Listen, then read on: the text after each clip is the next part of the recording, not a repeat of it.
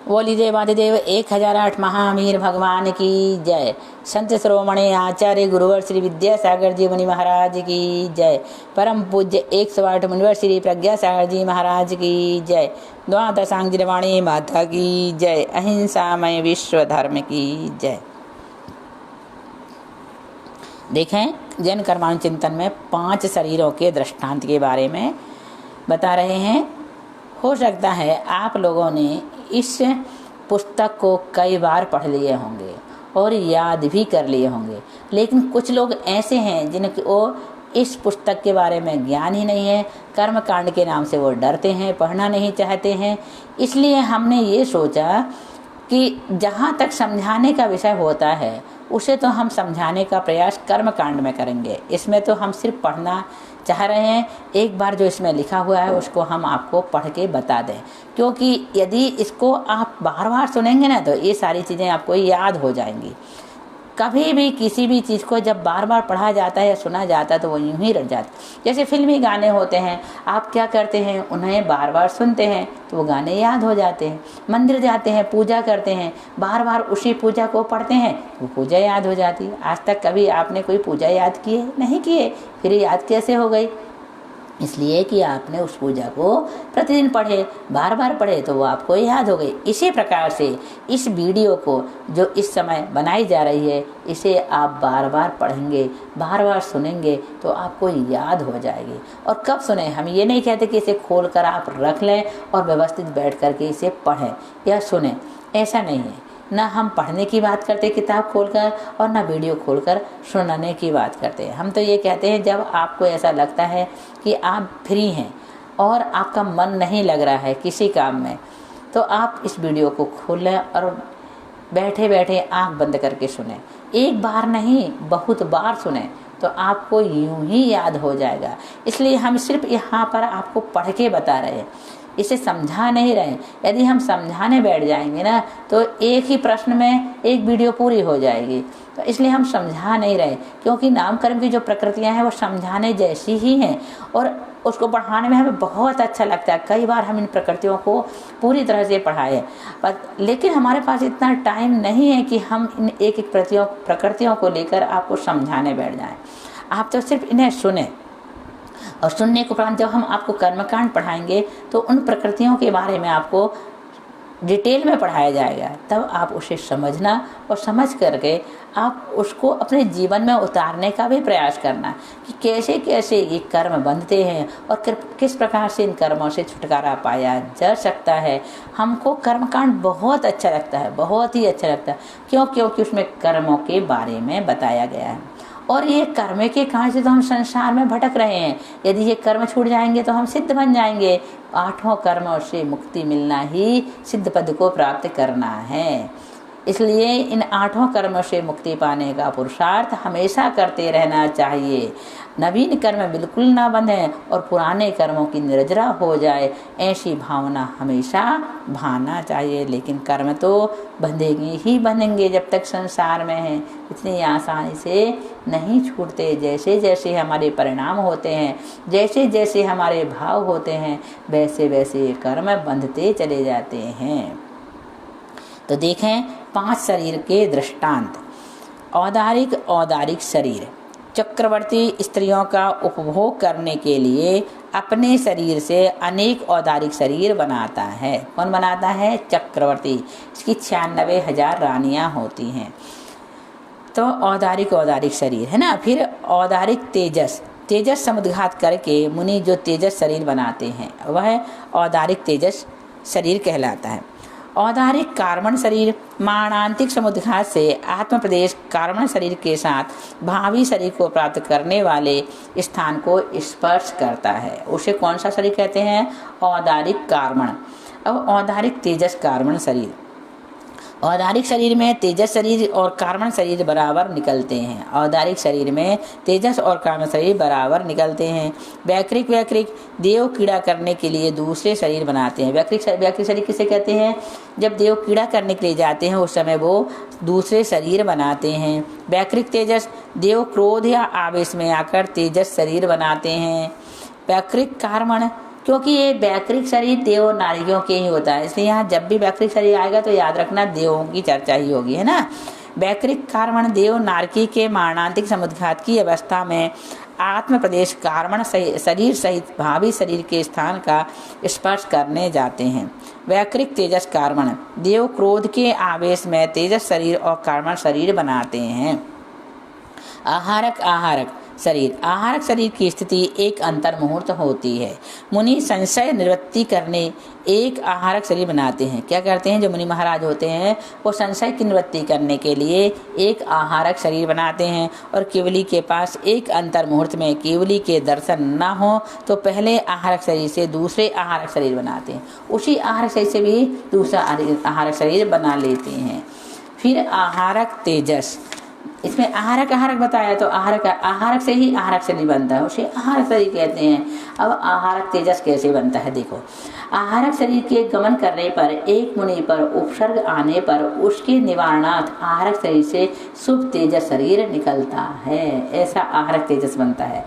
फिर आहारक कार्मण कैसे बनेगा, मुनि के आहारक शरीर के बराबर कार्मण शरीर निकलता है। मुनि के जो आहारक शरीर था उसी के बराबर के कार्मण शरीर निकलता है, उसे आहारक कार्मण शरीर कहते हैं। आहारक तेजस कार्मण, आहारक शरीर के साथ तेजस और कार्मण शरीर बराबर निकलते हैं।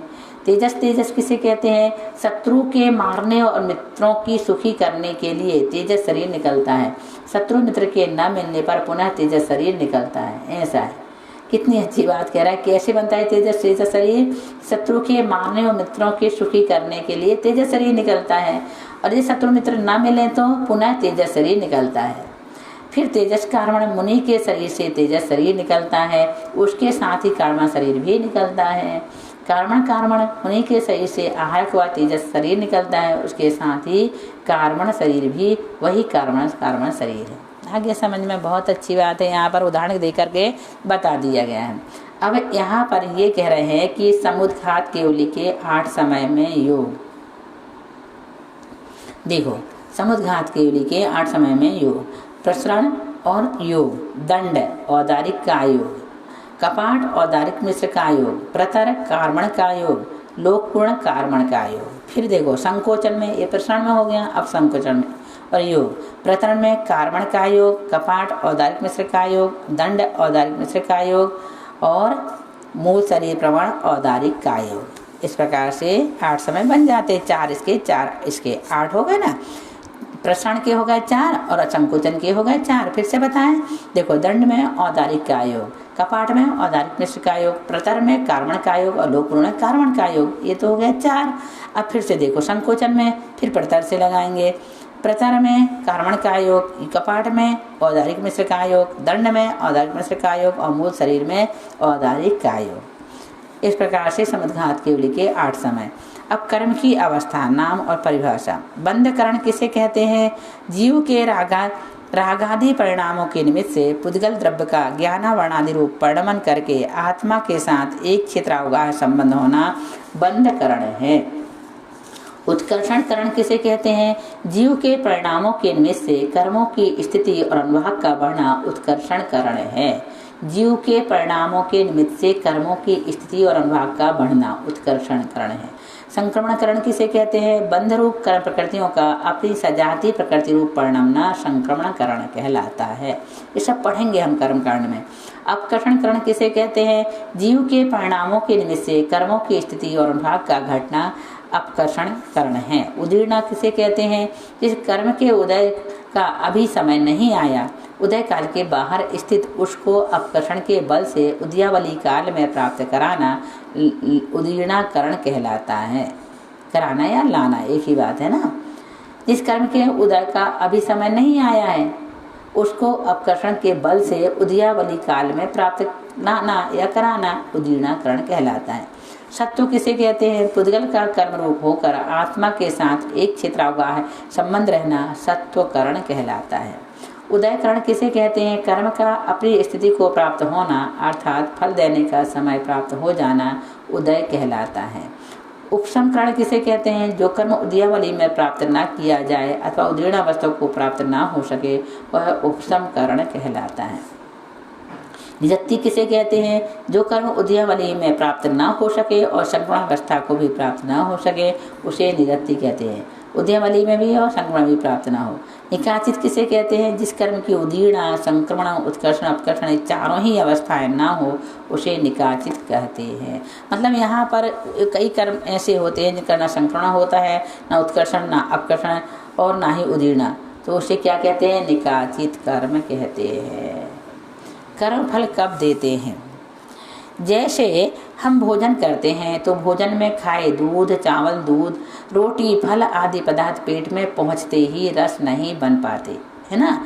कुछ समय तक पेट में खाया हुआ भोजन पचता है, तब उस भोजन का रस, खून आदि बनता है।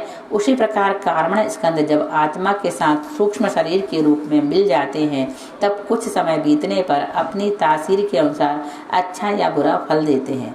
जिस कर्म की स्थिति लंबी होती है वह कर्म उसी के अनुसार कुछ समय पीछे उदय में आता है।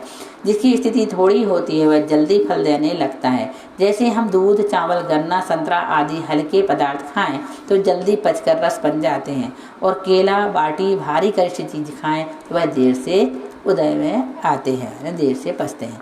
संसार में बहुत से पापी जीव घोर पाप करते हुए भी सुखी दिखाई पड़ते हैं। इसका कारण यही है कि उनके कमाए हुए पाप कर्मों के फल देने की शक्ति अधिक स्थिति होने से अबाधा अधिक समय की पड़ती है। अतः पाप कर्मों का फल कई भवों के बाद मिलेगा। फल देने के बाद कर्म अलग हो जाते हैं।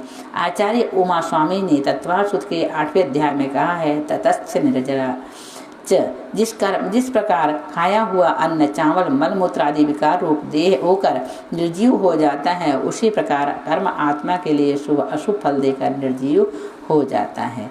जैसे आपने मित्रों को भोजनार्थ निमंत्रण दिया, वह जब तक भोजन नहीं कर लेंगे तब तक वहीं रहेंगे और भोजन कर लेंगे तो चले जाएंगे। या जैसे सर्प के शरीर की पुरानी चमड़ी यानी केचुली उसके शरीर से उतर जाती है, उसी प्रकार कर्म अपना कार्य करके आत्मा से अलग हो जाता है। बहुत बढ़िया समझाया गया है, अच्छी तरह से आपको समझ में आ गया होगा। अब कर्म की 10 अवस्थाएं और बता देते हैं।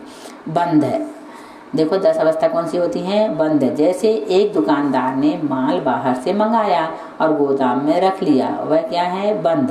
उदय, माल कुछ बिक गया, वह उदय। जैसे माल बिका तो क्या हुआ? उदय। सत्व, शेष माल गोदाम में रखा है, वह सत्व है। उपशम, भाव उतर जाने से माल नहीं बेचना, उपशम। उदीर्ण, अचानक भाव बढ़ जाने से समय से पहले ही बेच देना, उदीर्ण है। अपकर्षण, माल की कमी से भाव बढ़ना, उत्कर्षण है। माल की कमी से भाव बढ़ना उत्कर्षण है।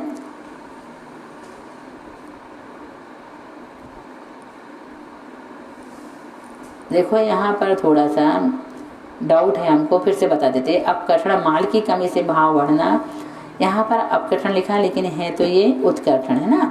और अपकर्षण, माल की अधिकता से भाव घटना अपकर्षण है।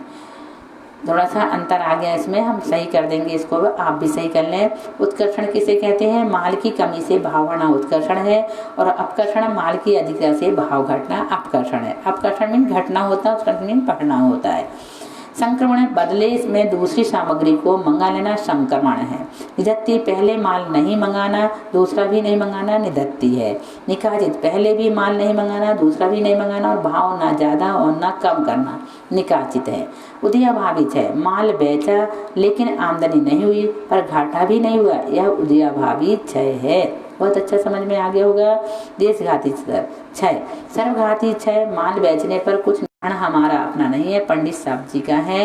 इन्होंने, पंडित साहब जी ने बहुत अच्छी तरह से इन कर्म की 10 अवस्थाओं को उदाहरण देकर समझाए हैं। आप लोग भी इसको समझने का प्रयास करना। बस इसी भावना के साथ बोलिए महावीर भगवान की